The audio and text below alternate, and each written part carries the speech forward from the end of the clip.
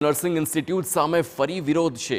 ઇન્સ્ટિટ્યૂટમાં bogus રીતે નર્સિંગનો અભ્યાસ થતો હોવાનો આરોપ હતો અને યુથ કોંગ્રેસ અને NSUIનો કલેક્ટર કચેરી ખાતે વિરોધ જોવા મળ્યો છે। તો મા કમલ સંસ્થાના વિદ્યાર્થીઓને સાથે રાખી આ વિરોધ કરવામાં આવ્યો। વિદ્યાર્થીઓના દસ્તાવેજ અને ફી પરત કરવા માંગ કરવામાં આવી છે।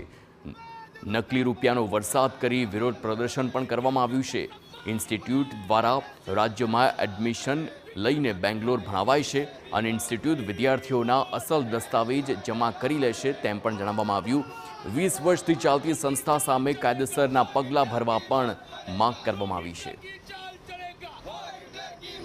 દર વખતે આ સંસ્થાની અંદર યુવાઓ સાથે વિદ્યાર્થીઓ સાથે ખૂબ જ અન્યાય થાય છે। વારંવાર ફી ડબલ લેવામાં આવે છે।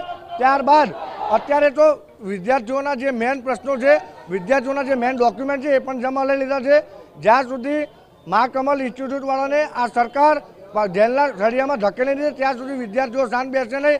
આવનારા સમયમાં NSUI અને ગુજરાત યુથ કોંગ્રેસ છે ગાંધીનગર સુધી આંદોલન કરશે। मैं डॉक्यूमेंट्स लेवा जती थी ત્યારે મને ધમકી આપતા હતા કે તારા પર પોલીસ કેસ કરાવી દેશ, આમ કરાવી દેશ। પછી મેં એકલી પડી જતી હતી। મેં આટલા વર્ષોથી કહેતી હતી મને મારા ડોક્યુમેન્ટ્સ આપી દો, પણ એ લોકો કંઈ આપતા નહીં હતા અને મારા 10 વર્ષથી આ લોકો પાસે ડોક્યુમેન્ટ્સ હતા। મને હમણાં આપ્યા, એ પણ મારું નકલી સર્ટી ને બધું બનાવીને આપ્યું છે મને।